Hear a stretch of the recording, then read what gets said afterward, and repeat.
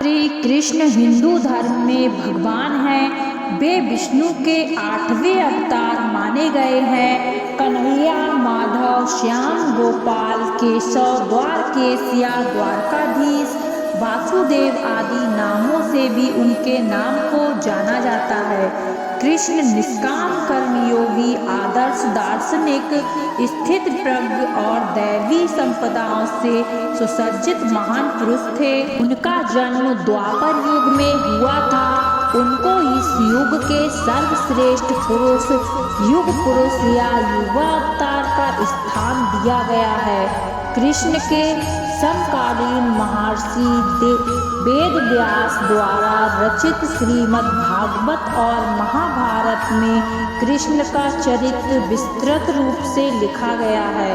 श्रीमद् भागवत गीता कृष्ण और अर्जुन का संवाद है, जो कृष्ण आज भी पूरे विश्व में लोकप्रिय हैं। इस उपदेश के लिए कृष्ण को जगत गुरु का सम्मान भी दिया जाता है। द्वापर युग में मथुरा के राजा उग्रसेन थे।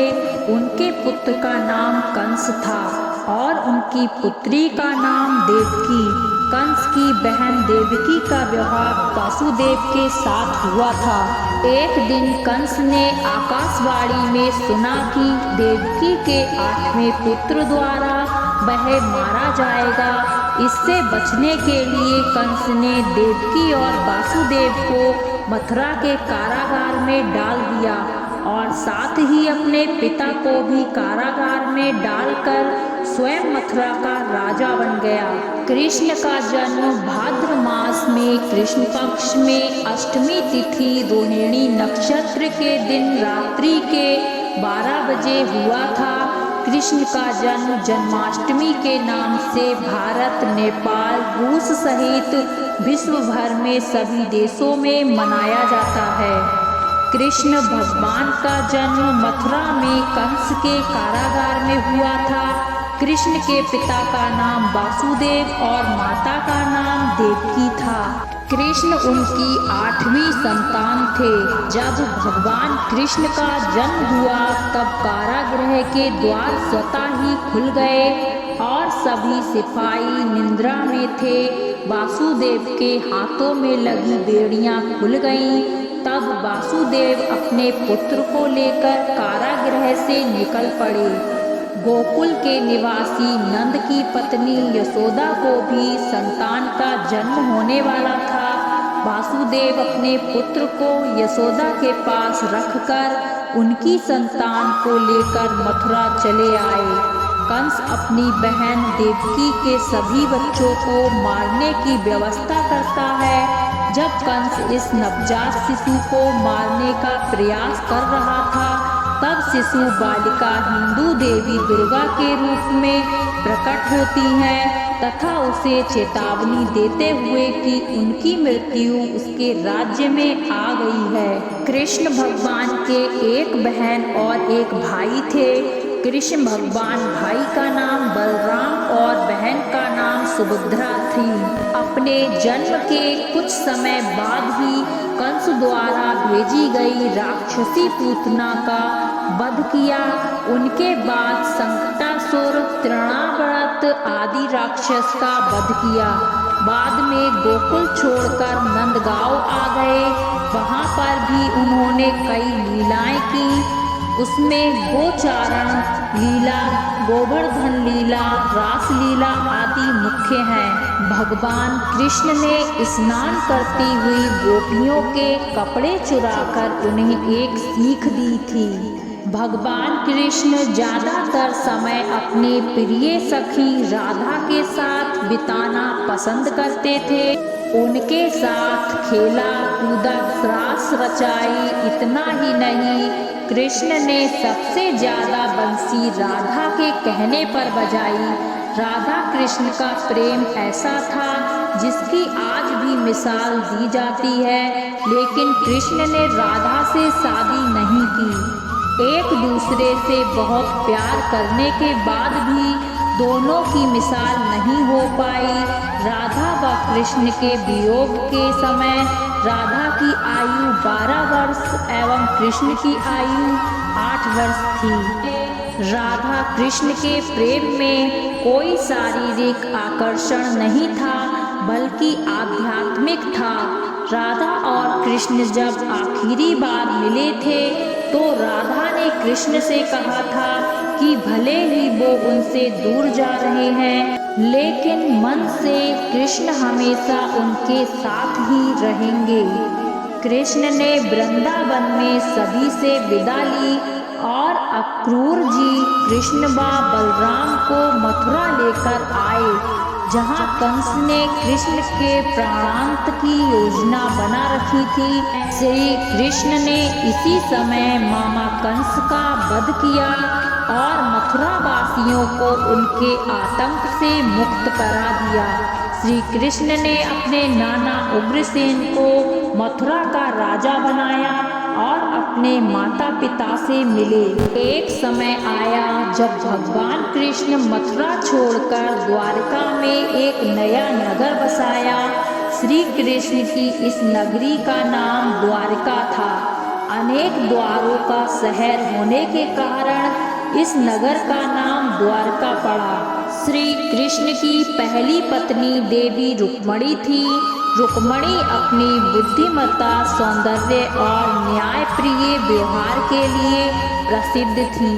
रुक्मणी जी का पूरा बचपन श्री कृष्ण की साहस और वीरता की कहानियाँ सुनते हुए बीता था। देवी रुक्मणी को कृष्ण से प्रेम हो गया था। देवी रुक्मणी विदर्भ के राजा भीष्मक की पुत्री थी। रुक्मणी जी का भाई का नाम रुक्मी था और वो अपनी बहन का विवाह शिशुपाल से करना चाहता था। रुक्मणी ने प्रेम पत्र लिखकर ब्राह्मण कन्या सुनंदा के हाथ श्री कृष्ण के पास प्रेम पत्र दिया। जब उन्हें रुक्मणी का प्रेम पत्र मिला तो प्रेम पत्र पढ़कर श्री कृष्ण को समझ आया कि रुक्मणी जी संकट में हैं। तब कृष्ण ने रुक्मणी जी का अपहरण करके विवाह किया था। इसके बाद भगवान कृष्ण ने सत्यभामा, जामवती, कालिंदी, वित्रवरंदा, नागनजिति, भद्रा और लक्ष्मणा से शादी की। ऐसा कहा जाता है श्री कृष्ण की रानियों की संख्या 16,000 से अधिक थी। श्री कृष्ण के एक मित्र और सहपाठी सुदामा गरीब ब्राह्मण परिवार से थे। अपने बच्चों का पेट भरना भी उनके लिए मुश्किल हो गया था। एक दिन सुदामा की पत्नी ने कहा कि हम भले ही भूखे रहे, लेकिन बच्चों का पेट तो भरना चाहिए ना। इतना बोलते बोलते उनकी आंखों में आंसू आ गए। ऐसा देखकर सुदामा बहुत दुखी हुए और पत्नी से इसका उपाय पूछा। पत्नी ने सुदामा से कहा, आप कई बार कहते हो कृष्ण के साथ आपकी बहुत मित्रता है, वे तो द्वारका के राजा हैं। आप उनसे मिलने के लिए जाना चाहिए तो आपकी हालत देखकर बिना मांगे ही कुछ ना कुछ मदद कर देंगे। बड़ी मुश्किल से सुदामा कृष्ण के साथ मिलने के लिए तैयार हुए। तब सुदामा उनकी पत्नी को बोले कि दोस्त के साथ मिलने जा रहा हूँ, खाली हाथ नहीं जा सकता। तो सुदामा की पत्नी ने आस पड़ोस से 4 मुट्ठी चावल मांग कर लाई और सुदामा को बांध के दे दिए। सुदामा जब द्वारका पहुँचे तो वहाँ सोने की नगरी देखकर हैरान रह गए। भगवान कृष्ण नंगे पांव सुदामा को लेने के लिए दौड़ पड़े। कृष्ण ने सुदामा से पूछा कि भाभी ने उनके लिए क्या भेजा है। तब सुदामा संकोच में पड़ गए और चावल की पोटली छुपाने लगे। ऐसा देखकर कृष्ण ने उनसे चावल की पोटली छीन ली। फिर भगवान कृष्ण सूखे चावल ही खाने लगे। सुदामा संकोच बस कुछ मांग नहीं सके। सुदामा जब अपने घर लौटने लगे तो सोचने लगे कि पत्नी पूछेगी कि क्या लाए हो तो वह क्या जवाब देंगे। सुदामा घर पहुँचे तो देखा वहाँ झोपड़ी की जगह एक महल रखा था। तभी राजमहल से उनकी पत्नी बाहर आई, सुदामा से कहा, देखा आपके मित्र ने हमारी गरीबी दूर कर हमारे सारे दुख हर लिए। श्री कृष्ण अपने पिता वासुदेव जी की बहन अर्थात अपनी बुआ के घर गए। तब श्री कृष्ण की बुआ ने उनसे वचन लिया कि वे शिशुपाल का वध नहीं करेंगे। अपनी बुआ को भी दुखी नहीं करना चाहते थे, अतः उन्होंने वचन दिया कि वे शिशुपाल की 100 गलतियां क्षमा कर देंगे, परंतु 101वीं भूल पर वे उसे अवश्य दंडित करेंगे। महाभारत काल में राजकुमार युधिष्ठिर के युवा राज्याभिषेक के समय शिशुपाल श्री कृष्ण को अपशब्द कहे जा रहा था, लेकिन अपनी बुआ को दिए वचन के लिए कृष्ण चुप थे। लेकिन शिशुपाल अपमान किए जा रहा था। अपमान करते करते उसे ज्ञात नहीं रहा कि कितने पाप किए जा रहा है, और 100 अपशब्द पूरा होने के बाद जब 101 शब्द कहा, तब भगवान कृष्ण ने अपने सुदर्शन चक्र का आह्वान किया और उससे शिशुपाल का वध कर दिया। महाभारत के युद्ध में भगवान श्री कृष्ण पांडवों के पक्ष में थे। इस महान युद्ध पर श्री कृष्ण अर्जुन के सारथी बने थे। इस युद्ध में पांडव और कौरवों का आमना सामना हुआ था। महाभारत युद्ध 18 दिन तक चला था और अंत में जीत पांडवों की हुई थी। महाभारत युद्ध के अंत होने के बाद दुर्योधन के कहने पर अश्वत्थामा ने नींद में सोते हुए पांडवों पुत्रों को धोखे से मार दिया। तो पांडव और भगवान कृष्ण अश्वत्थामा का पीछा करते हुए महर्षि वेदव्यास के आश्रम में पहुँचे। तब अश्वत्थामा ने पांडवों में ब्रह्मास्त्र से आक्रमण किया। यह देखकर अर्जुन ने भी अपना ब्रह्मास्त्र छोड़ दिया। महर्षि व्यास ने दोनों ब्रह्मास्त्र को टकराने से रोकने के लिए अश्वत्थामा और अर्जुन को अपने अपने ब्रह्मास्त्र वापस लेने को कहा, क्योंकि दोनों ब्रह्मास्त्र अगर टकरा जाते तो पृथ्वी का विनाश निश्चित था। तो अर्जुन ने अपना ब्रह्मास्त्र वापस ले लिया, लेकिन अश्वत्थामा ने अपने ब्रह्मास्त्र की दिशा अभिमन्यु की पत्नी उत्तरा के गर्भाशय की ओर बदल दी।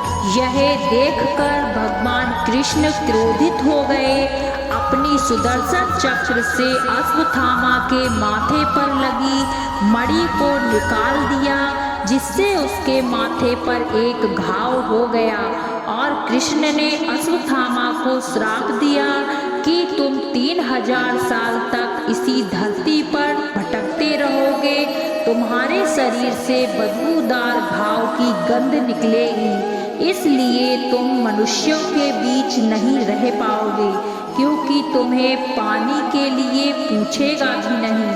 18 दिन चले महाभारत के युद्ध के अंत में पांडवों की जीत हुई और कौरवों के समस्त कुल का नाश हुआ। जब हस्तिनापुर में युधिष्ठिर का राज तिलक हो रहा था, माता गांधारी ने महाभारत युद्ध के लिए श्री कृष्ण को दोषी ठहराते हुए श्राप दिया कि जिस प्रकार कौरवों के वंश का नाश हुआ है, उसी प्रकार युद्धवंश का भी नाश होगा। बलराम जी के देह त्यागने के बाद एक दिन श्री कृष्ण पीपल के नीचे ध्यान की मुद्रा में बैठे हुए थे। तब एक शिकारी उधर से जा रहा था और उसे लगा कि कोई हिरन है, और बिना कोई विचार किए वह एक तीर छोड़ दिया, जो कि कृष्ण के तलवे में जाकर लगा। शिकारी ने पास जाकर देखा तो वहां पर कृष्ण थे। इसके बाद उसे बहुत पश्चाताप हुआ और वह क्षमा याचना करने लगा। तब श्री कृष्ण ने उसे कहा कि जो वे चाहते थे वो तुमने वह किया है और इसके लिए तुम्हें स्वर्गलोक की प्राप्ति होगी। इसके बाद उन्होंने अपने प्राण त्याग दिए और भगवान कृष्ण की मृत्यु हो गई। फिर कृष्ण की मृत्यु के बाद अर्जुन ने भगवान कृष्ण का अंतिम संस्कार किया। किसी का साथ न मिलने पर कभी भी निराश नहीं होना चाहिए, क्योंकि कोई दे या ना दे, ईश्वर हर मुश्किल घड़ी में साथ देता है। जब अत्याचारों को मुस्कुराकर सहा जाता है तो उस इंसान का बदला भगवान स्वयं लेते हैं।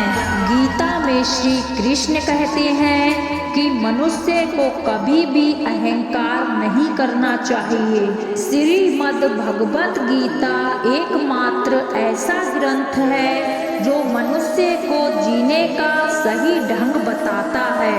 गीता जीवन में धर्म, कर्म और प्रेम का पाठ पढ़ाती है। श्रीमद् भागवत गीता का ज्ञान मानव जीवन और जीवन के बाद के जीवन दोनों के लिए उपयोगी माना गया है। गीता संपूर्ण जीवन दर्शन है और इसका अनुसरण करने वाला व्यक्ति सर्वश्रेष्ठ होता है। गीता में भगवान कृष्ण के उपदेशों का वर्णन है जो उन्होंने महाभारत युद्ध के दौरान अर्जुन को दिए थे। गीता की बातों को जीवन में अपनाने से व्यक्ति को खूब तरक्की मिलती है। गीता में श्री कृष्ण ने बताया है कि इंसान का पतन कब शुरू हो जाता है। गीता में श्री कृष्ण कहते हैं कि किसी भी इंसान का पतन उस समय शुरू हो जाता है जब वो अपनों को गिराने की सलाह गैरों से लेता है।